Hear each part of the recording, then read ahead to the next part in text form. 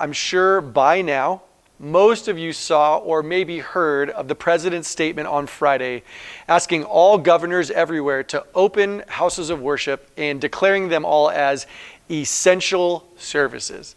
Also, you may have heard, or maybe you probably are aware of, a group of Southern California churches that came out a few weeks ago with a plan to reopen their buildings on May 31st, regardless of what the state or local authorities gave permission to or not. Let me clarify just for our church's sake and so that you would know what our church's plan is to regather. And I use that word regather very intentionally because here's the deal, we never actually closed. As a matter of fact, we've never been more alive and on Jesus' mission in our community, I think, than we have been in the last 2 going on 3 months. It's so true. We've shown people that our church is defined by its people and its community, not just its property. As we've never stopped, we've never stopped or we've never paused on the idea of being people helping people find and follow Jesus. So our plan is not actually to reopen, but actually to regather and to build out stepping stones as restrictions are lifted so that we can do this in some unique but effective ways. Before I give you the main points of our regathering plan, let me just be clear that we won't be gathering on our physical properties inside of our buildings by the hundreds, or if the Lord allows, by the thousands just yet. And this is for a couple of reasons. One is a huge part of how we do church is the high value that we place on age-specific ministry programs. We really do believe that in helping the next generation find and follow Jesus, we do it best through age-appropriate programming and environments. If we were to gather on our properties right now, let's say we just open up, we wouldn't be able to offer those same programs the way that they were designed. It'd have to be like an entire family worship service, which I'm not opposed to, but it does provide a few problematic kind of issues as we look to how young kids don't necessarily know just yet how to social distance like adults do. These would be like my kids, I'm sure your kids, which brings up the next reason, right? A gathering on our property for worship would require us to social distance. And that would actually only allow us to fill between like 30 and what I estimate being like 50% of our room capacities at any given service. For a church our size, we'd have to offer more services than we do already. And how would you know if the service you showed up to would be full or not? This is what we've been thinking about. Or how would you know if you came, if there would be a seat reserved for you? Some churches, to answer that problem, are actually doing this weird reserved RSVP seating online thing.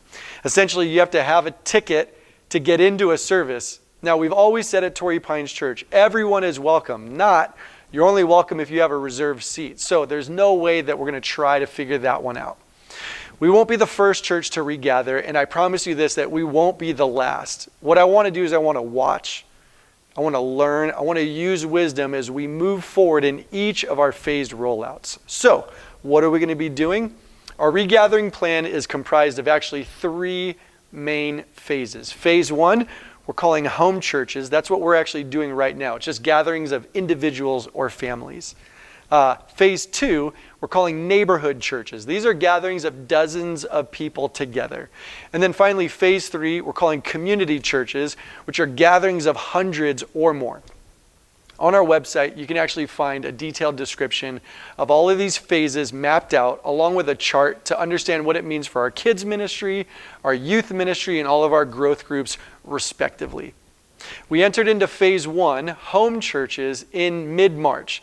And we remain in this phase, actually right now, where all of our worship services, all of our programs, all of our ministry offerings are all online only.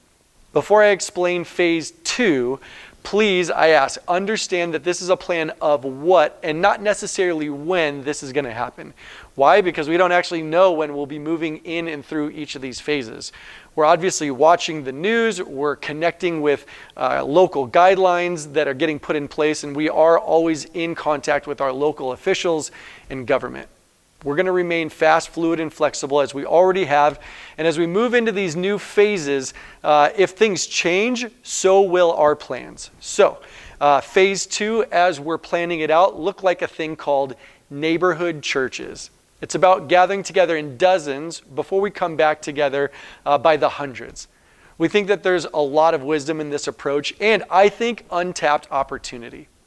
We've always said, and we really do believe, that circles are better than rows. And in this phase, we actually get to live that out by inviting you to actually host a neighborhood church with your friends, your growth group, your family, or gather a few other families together in your home, maybe your apartment, your backyard, maybe your front yard, and either watch the service online together or experience a live service with unplugged worship and live teaching right there in your own home. Our staff and our leaders, we're going to go mobile to as many backyards as possible, and we're going to actually mobilize as many worship teams of guitar and singer pairs and train up as many local teachers to give the message as possible. In this phase, we're going to continue online services just like we have them now, but we'll be actually adding neighborhood churches to the mix, and we're going to be looking to have monthly outdoor larger worship, prayer, and outreach services as we're allowed.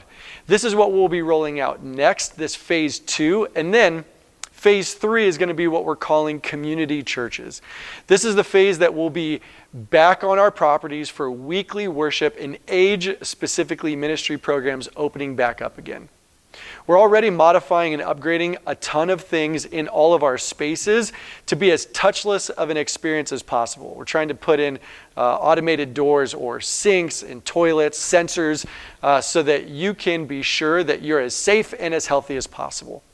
Right now, we actually anticipate meeting in phase 1 and soon phase 2, really for the entire summer, offering both home churches through our online service broadcast, just like we're doing right now, and then adding neighborhood churches as we're able to gather together in smaller groups, hopefully very soon. Please, again, if you haven't yet, go to our website, take a look at the very detailed description of our regathering plan. I'm excited about our opportunities, really, to continue to be the church, especially in this unique way during this season. I want to remind you the way I've been reminded so many times that this is just a season, right? It's lasted a lot longer than I think any of us originally bargained for, but it's not going to last forever. We will gather again all together to worship Jesus together, and I actually think we're going to do that outdoors very soon. I'm super grateful just to be a part of a community that is so Jesus-centric. This Jesus community called Torrey Pines Church has truly never closed. It has never stopped living on Jesus' mission, and I really do believe that our best days are right in front of us. God is with us, no doubt. His Spirit is moving, no doubt. And this church continues to be the bright light, I think, in a dark season, because all of what it is that you do, everything you contribute to, and everything that you provide for so many,